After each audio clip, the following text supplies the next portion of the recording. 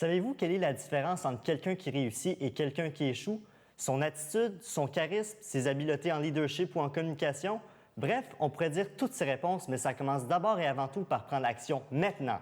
Bienvenue à Motivation Québec, le show.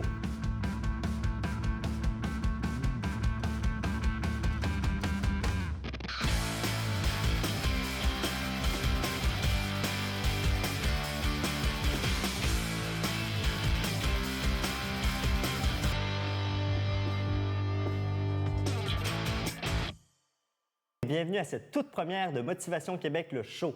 Mon nom est Cédric Rémy et c'est un honneur pour moi d'être votre animateur à cette nouvelle émission sur TV Laval. Mes invités et moi aurons pour mission de vous motiver, vous inspirer et vous donner des outils concrets pour votre réussite, que ce soit au développement personnel ou professionnel. Et d'entrée de jeu, c'est un honneur pour moi de recevoir un conférencier et entrepreneur qui n'a que 25 ans seulement. Il a parti sa page Facebook en janvier dernier et il rejoint plus de 20 000 personnes sur sa page et il fait des vidéos qui sont vues par des dizaines et des dizaines de milliers de personnes à chaque semaine. Manu Lemire, bienvenue à Motivation Québec, le show. Merci d'accepter l'invitation. Comment ça va aujourd'hui? Ça va super bien, comme toujours, toi? Oui, ça va très, très bien, merci. Manu, écoute, tu m'as envoyé ta biographie il y a quelques semaines et lorsque j'ai lu ton histoire, ça m'a beaucoup rejoint. Pas par les projets qu'on fait nécessairement, mais un peu par le passé qu'on a vécu. J'aimerais que tu expliques aux gens qui ne te connaissent pas encore qui est Manu Lemire, avec comment tu as commencé ce processus de devenir conférencier et d'inspirer les gens par Facebook. Bien, dans le fond, ça a commencé par un passé assez difficile. On a tous vécu des épreuves, chacun de notre manière. Mais c'est ça, ça a commencé par le fait que moi, j'étais un enfant qui n'était pas nécessairement désiré, comme un accident, comme on dit. Puis finalement, bien, je suis arrivé quand même. Puis je me dis, ça ne doit pas être pour rien. Donc, après avoir justement eu des contextes de vie assez difficiles au niveau tant de la pauvreté que de la violence, criminalité, drogue, tout ce que tu peux imaginer, ça m'a amené très tôt dans ma vie à me poser des questions sur c'est quoi le mal, c'est quoi le bien, pourquoi est-ce que c'est si difficile.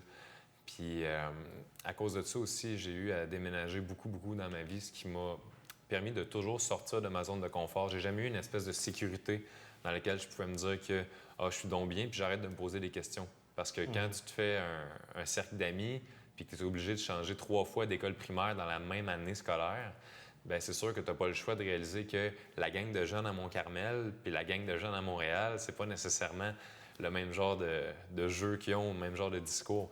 Donc, à cause de ça, bien, progressivement, toute ma vie, j'ai eu à m'adapter, j'ai eu à m'ouvrir l'esprit aux différences puis à me poser vraiment des questions sur pourquoi les gens font ce qu'ils font. Puis ça n'a pas toujours été facile par la suite non plus, même adolescent, beaucoup de périodes de questionnement, des épreuves. Je ne veux pas trop rentrer dans les détails, mais je pense que dans ta famille, tu as été témoin de violences conjugales. Oui. Et comment, justement, tu te sentais par rapport à ça, le jeune Manu Lemire qui ne comprend pas nécessairement la vie comme tu le comprends aujourd'hui? Comment tu te sentais dans ce temps-là? Bien, moi, dans ce temps-là, je pensais que c'était ça, justement.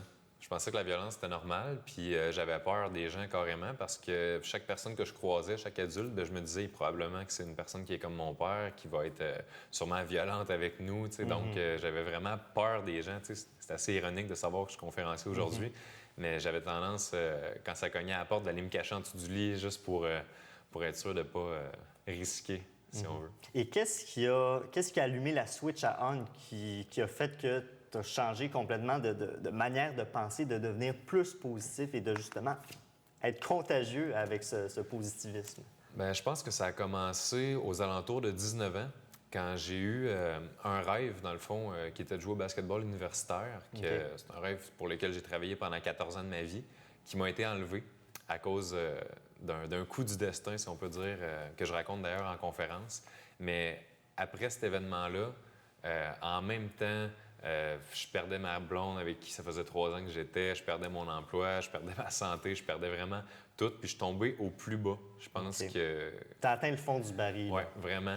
Puis suite à ça, j'ai eu une période transitionnelle où justement, j'avais même pas la force de m'enlever la vie parce que j'étais rendu trop lâche, je croyais plus. Tu sais, j'avais même plus la force d'en finir. Puis suite à ça, le temps a passé, puis je suis tombé sur un livre qui est venu changer ma perception. Ce livre-là, qui est Le guerrier pacifique de Dan Millman, qui est vraiment, qui a été le premier ouvrage de croissance personnelle qui est venu à moi, dans le fond, par hasard. OK. Puis finalement, après avoir lu ça, j'ai réalisé à quel point il y avait beaucoup de situations que j'étais pas le seul à avoir traversées. Puis que justement, il y a beaucoup de gens inspirants qui ont passé par des épreuves avant de devenir qui ils sont aujourd'hui. Puis ça m'a fait me dire, pourquoi pas moi aussi? Puis c'est à partir de ce moment-là que j'ai eu le déclic. J'ai réalisé que je pouvais devenir heureux en choisissant de l'être.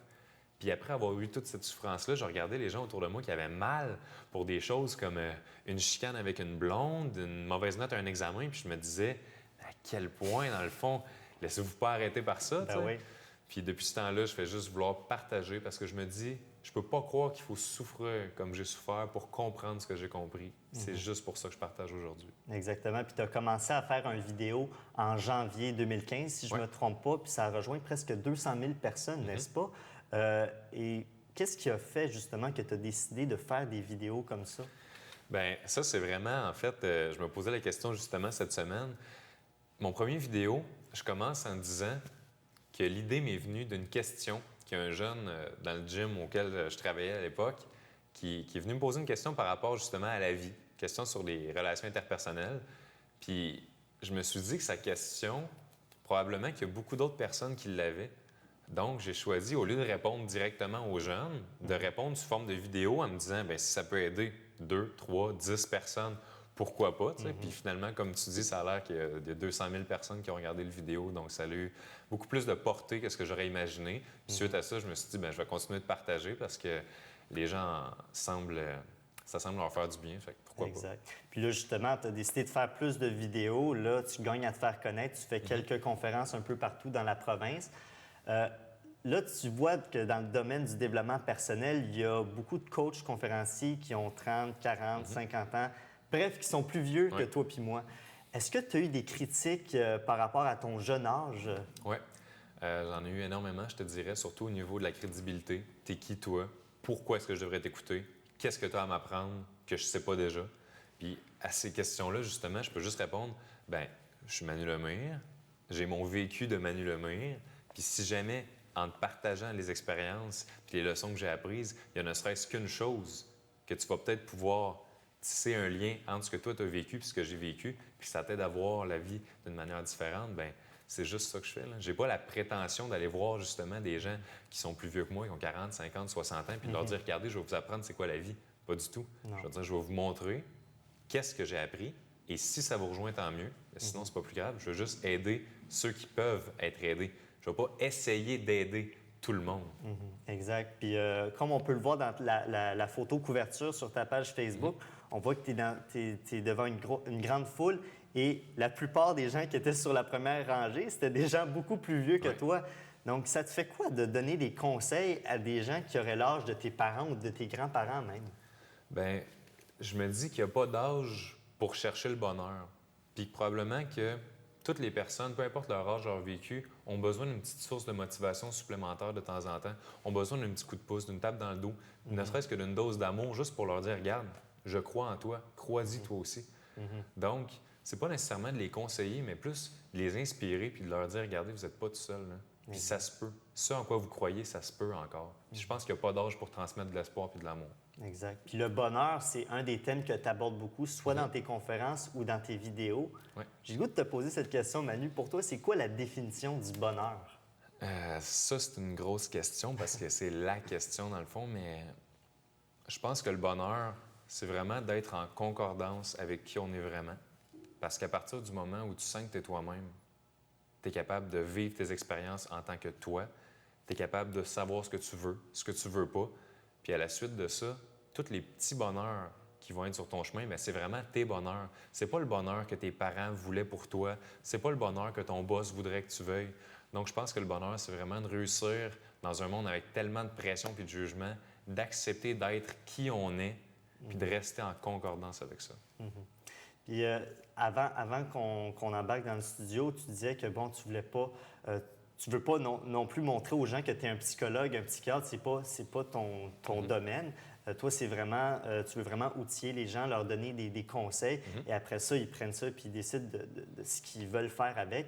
Est-ce que tu as une anecdote à nous raconter concernant quelqu'un, justement, qui a pris de tes conseils puis que, justement, il il ou elle est passé du fond du baril puis qui a su s'élever dans sa vie? Bien, il y a plusieurs anecdotes, c'est sûr, comme autant au niveau des adultes, des personnes même retraitées que des étudiants du secondaire. Par exemple, j'ai fait une conférence dans une école, puis le soir même, j'ai eu un message Facebook d'une petite fille de 14 ans qui me disait, dans le fond, que à ce moment précis-là de sa vie, si j'étais pas passé dans sa classe, le soir même, c'était dans ses plans de se suicider, dans le fond. Ah oui. Puis moi, je reçois ça, puis je fais juste me dire, ben peu importe la longueur de la carrière que j'ai, peu importe que je touche 500 000 ou une personne, je viens de contribuer à ça. Elle est faite la job, là. J'ai pas besoin de plus que ça. C'est juste ça, ça vaut la peine. Un autre adolescent qui m'écrit pour me dire que ça fait 6 mois que son père et sa mère sont divorcés parce que son père, il a changé, puis tout ça, puis qu'il a fait écouter une vidéo, puis que là, son père a écouté une deuxième vidéo, lu des articles, puis ainsi de suite, puis qu'il est redevenu l'homme aimant, compréhensif qu'il était, puis que ses parents sont revenus ensemble. Tu sais, c'est le genre de choses que... Tu sais, j'en reçois tous les jours des messages comme ça, puis c'est tellement inspirant, puis c'est juste pour ça que je fais ça, l'impact positif. Puis bon, on voit que tu réussis beaucoup en ce moment. Il y a même des gens qui doivent être jaloux. Est-ce qu'il y a des gens, justement, qui essayent de te rabaisser, même si tu réussis dans la vie, puis que ton but, c'est pas de déplaire à des gens ou de les choquer, mais au contraire, de les aider? Bien, oui, effectivement, il y en a vraiment qui veulent justement me rabaisser, qui veulent même m'empêcher de faire ce que je fais sous prétexte que, justement, je suis pas un psychologue, je suis pas un psychiatre. Mais j'en veux pas à ces gens-là parce que, personnellement, je chercherais même pas à comprendre c'est quoi leur motivation de me nuire ou de m'empêcher de faire ce que je fais. Ce que je fais, c'est dans une optique, justement, d'aider les autres. C'est pas de convaincre quelqu'un, c'est pas de transformer quelqu'un, c'est juste d'offrir quelque chose. Puis si les gens le veulent, tant mieux. Puis je me dis que, d'une certaine manière, si quelqu'un veut m'empêcher de donner de l'amour aux autres, c'est sûrement parce que lui-même en manque beaucoup.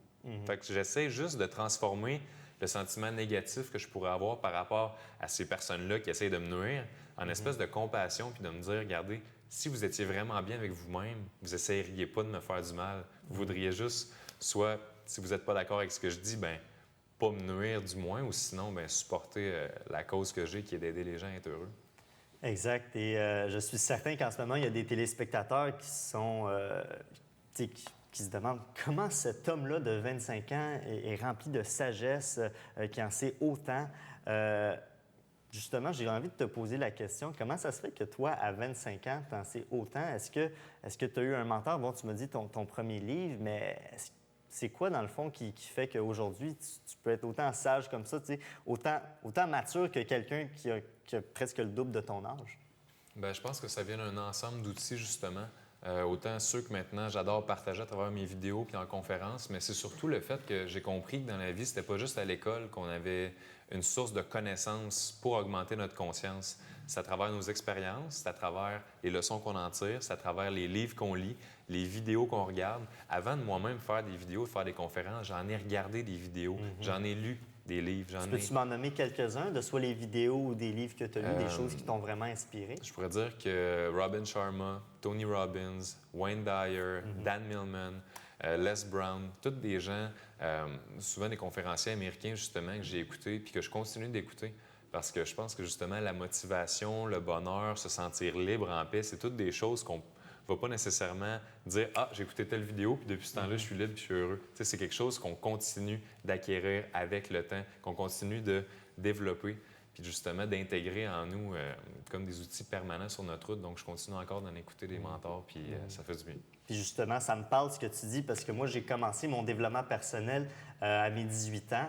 Et même si aujourd'hui, j'ai plusieurs projets, quand la vie semble bien aller pour moi, j'ai pas décidé d'arrêter le développement personnel du jour au lendemain. Je lis beaucoup de livres, je lis des audios, je vais même encore à des conférences, des séminaires et tout ça. C'est important, comme tu l'as dit, il faut garder le rythme, faut pas arrêter. Tu sais, c'est comme bien manger, il faut tout le temps continuer à bien manger. On peut pas décider d'être santé pendant un mois puis après ça, manger du fast-food et tout ça.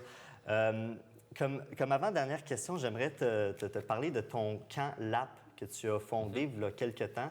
Peux-tu me dire, ça veut dire quoi LAP, L-A-P, et c'est quoi ton projet en fait? Dans le fond, le camp LAP, c'est des week-ends ou des journées de ressourcement ou de formation. LAP, c'est L pour liberté, A pour amour, P pour progrès. qui sont les 3 mots qui régissent ma vie à l'heure actuelle. Je pense que c'est vraiment des concepts qui sont essentiels à maîtriser pour justement avoir une emprise sur le bonheur puis le garder pour de bon au fur et à mesure justement qu'on progresse. Donc, c'est des journées à travers lesquelles les gens viennent pour passer.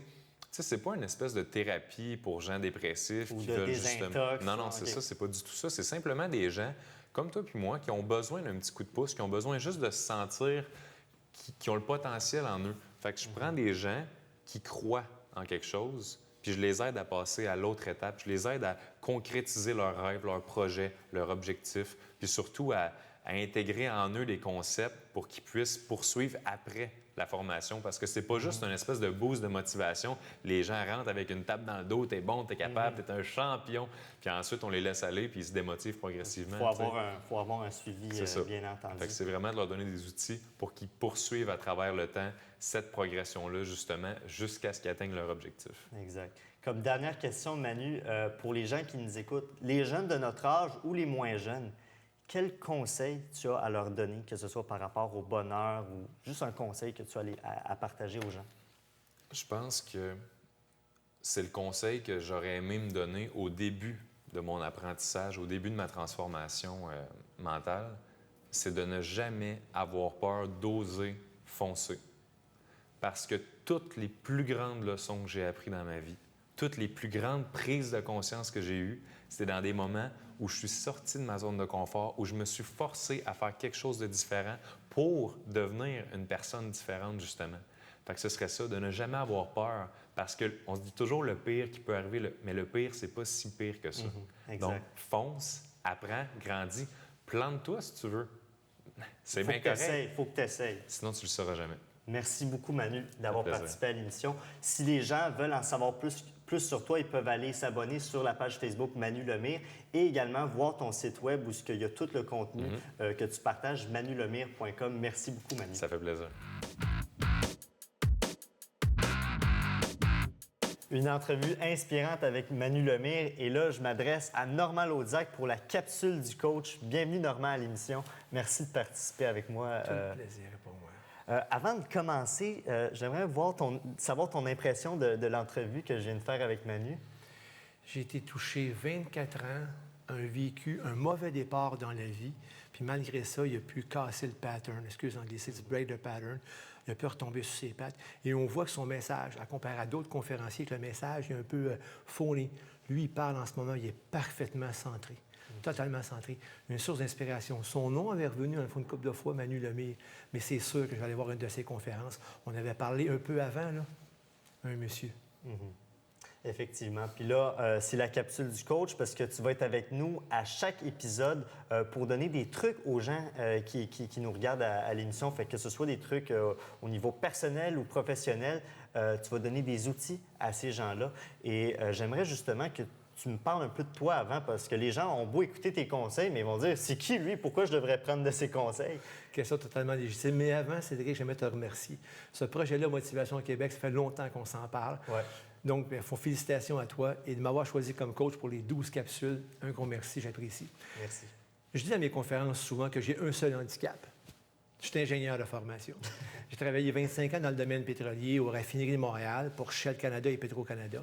Et ensuite, j'ai déménagé avec ma petite famille à Québec pour être directeur vente et marketing. Ça a tellement bien été que j'ai tombé directeur Est du Canada. Et c'est là que j'ai vu les défis d'entreprise. Et c'est là que j'ai vu la fois que les gens avaient de la difficulté à certains niveaux, dont la communication. Et c'est là que j'ai fondé en 2007 Gestion Normand Laudiac pour pouvoir aider 4 axes: formation en entreprise, coaching individuel, ensuite conférence, c'est là qu'on s'est connu, Cédric, et mon fameux livre Équilibre et performance, mythe ou réalité.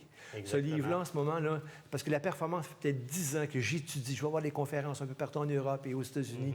La performance, c'est facile, mais c'est d'être équilibré. Et c'est là qu'on va teinter nos capsules d'équilibre et performance. Exact. Et toi, tu ne rejoins pas nécessairement monsieur, madame, tout le monde. Oui, il y a beaucoup de gens qui nous regardent en ce moment, mais toi, tu vises vraiment les gens qui veulent accomplir plus, qui veulent se dépasser. C'est qui ton public cible spécifiquement? C'est qui que tu veux aider? Tu as raison, Cédric, c'est que je vise 2 créneaux. Je vise le travailleur autonome, parce qu'il y a des fournisseurs, des clients et des collaborateurs, donc la communication est vraiment importante, et aussi des entrepreneurs au Québec, petites et moyennes entreprises. Ces gens-là ont des défis. Puis pour moi, en fond, c'est important de répondre à eux. On se donne un modèle de base. Peu importe vos produits et services, les gens, le prix vendant, ils ne peuvent pas augmenter leur marge de 50 %. Le marché va les tenir captifs. Sur leur plan coûtant, les dépenses, qu'est-ce qu'il y avait à couper, ils ont coupé en ce moment. Donc, la marge, ils ont peu d'influence dessus. Comment augmenter l'efficacité? Comment augmenter la rentabilité? Et c'est là que je dis, le seul levier qui vous reste, c'est la communication, d'où ma formation. Mieux communiquer pour mieux performer. Exactement. Et là, tu l'as dit, travailleurs autonomes, petites et moyennes entreprises, mais on ne peut pas nécessairement écarter, exemple, un employé qui est dans le domaine des ventes ou qui est dans le domaine de l'administration, qui veut performer plus ou qui veut mieux communiquer également. Tu vas pouvoir donner des conseils à ces gens-là aussi. Le modèle que j'ai construit, dans le fond, puis tu as exactement raison, il y a 6 piliers. Et le premier pilier, c'est ce qu'on fait dans la capsule 2, la méthode des couleurs, on va voir dans le fond que les 6 piliers, le premier, c'est de se connaître. Donc, que tu sois un employé, que tu sois un travailleur autonome, se connaître est le premier pilier. Une fois qu'on s'est connu, on peut bâtir le deuxième pilier qui est quoi? La confiance. Se faire confiance et rentrer en confiance avec notre interlocuteur. Et ça, Cédric, on l'a vécu, la deuxième étape, se faire confiance. Si on se connaît et on se fait confiance, le troisième pilier, c'est quoi? Confronter des idées. Rappelle-toi les discussions qu'on a eues. Ça, c'est pas facile. C'est pas facile. Qu'on rentre en conflit avec des méthodes, des façons de penser, des opinions différentes. Et c'est là qu'on dit que le troisième pilier, c'est pas confronter des égos, mais c'est confronter des idées. Et ensuite, l'autre bloc, s'engager, responsabiliser, et le 6e bloc, performer. Et on va faire 2 capsules à chacun des piliers. Et c'est là que monsieur et madame tout le monde vont pouvoir se retrouver en disant apprendre à se connaître, apprendre à se faire confiance, confronter des idées, pas des égos, s'engager, responsabiliser, puis performer. Puis quand tu dis performer, c'est un peu tabou de dire au Québec, il faut performer, il faut donner son 110 %. Des fois, on est comme, pas mentalité de perdant, mais tu sais, on veut rester legit et être dans la moyenne pour pas trop prendre de risques dans la vie puis pas faire d'erreurs. J'en parlais tantôt avec des techniciens, je disais, performer au Québec, c'est un peu mal vu. Et c'est là que le livre vient en ligne de compte. Équilibre et performance. On performe au plein potentiel de soi. Tu performes en équilibre avec toi-même, tu t'assumes complètement, tu rayonnes. Et c'est là que je dis tout le temps, tu fais quelque chose, mais tu ne travailles pas. Parce que tu fais quelque chose que tu aimes, tu performes et surtout, tu rends service aux gens. Exact. Puis ton livre, je l'ai lu en passant, c'est de la manière qu'on s'est rencontrés à une conférence. Tu m'as littéralement présenté ton livre après que je t'ai écouté. Puis j'ai beaucoup aimé ton livre parce que, non seulement je devais lire, en apprendre, mais aussi j'écrivais. Fait que dans le fond, c'est comme si je me connectais avec toi, même si on n'était pas au même endroit. Et je pense que tu as un petit cadeau à faire aux gens qui écoutent l'émission en ce moment avec ton livre, n'est-ce pas? Oui, j'en offre une copie dans le fond, puis tu pourras aller sur le site Motivation Québec et voir dans le fond les règles du concours, mais j'en offre une copie aux gens. Et si les gens dans le fond, veulent commander dans le fond mon livre, ils peuvent aller sur www.loutzac.ca, LOOTZAK.ca. Merci Normand, on se voit la semaine prochaine pour une autre capsule du coach. Merci Cédric. C'est maintenant la fin de l'émission, mais avant de vous laisser, chers téléspectateurs, j'ai une recommandation à vous faire. Parce que vous savez, on vous a inspiré, on vous a coaché, on vous a donné des trucs concrets pour réussir dans la vie, mais j'aimerais vous lancer une invitation. Le mardi 6 octobre prochain, à Laval, il va y avoir une conférence animée par Annie Letourneau et Stéphanie Milot qui s'appelle « Femmes, succès et argent ». Écoutez, Annie, je la connais très bien. C'est une conférencière qui gagne à se faire connaître également et qui parle justement de son parcours de vie, comme quoi elle a commencé pas dans des situations gagnantes, justement, et qu'elle a travaillé sur elle. Au fur et à mesure, elle a eu des mentors qui lui ont beaucoup aidé. Du côté de Stéphanie Milot, je la connais un peu moins, mais elle a fait une entrevue pour Motivation Québec, le site web, et justement, elle parle de la manière qu'elle a fait son cheminement personnel et ce sont, bref, 2 femmes très inspirantes.